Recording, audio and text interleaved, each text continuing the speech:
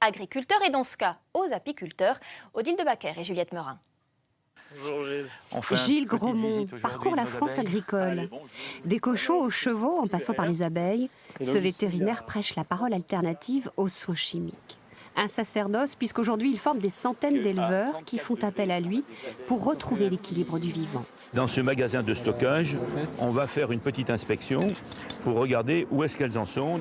Le moment est stratégique. Peu avant l'automne, le diagnostic de la ruche permet d'anticiper une hibernation optimale des abeilles, stimulée par des oligoéléments et protégée des parasites. L'approche de la lutte contre le parasite des abeilles, qui s'appelle le varroa, se fait non plus par des lanières de produits chimiques qui tuent le varroa, mais tout simplement en plaçant sur les têtes de cadre ici des supports microporeux qui sont imprégnés d'huile essentielle.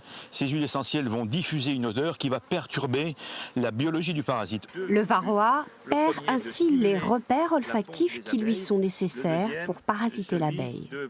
On n'aura pas un effondrement de cette population comme avec un médicament, mais une diminution progressive de la population. Et c'est parfaitement bien parce que de l'autre côté, on aura avec les oligoéléments et les huiles essentielles, en quelque sorte, entre guillemets, doper les abeilles qui auront une colonie forte et qui, j'allais dire, pourront parfaitement s'accommoder de cette population de varroa. Il est urgent d'agir. Pour une alternative respectueuse, en Midi-Pyrénées, la mortalité des colonies atteint 40 à 60% contre 35% dans le reste de l'Hexagone. Au menu, pesticides nouvelle génération, frelons asiatiques ou surproduction. Le modèle agricole aujourd'hui a besoin d'évoluer, de changer. L'apiculture est souvent partie avec ce modèle agricole, donc avec toujours produire plus, sans forcément toujours penser au bien-être de l'abeille et des ruches.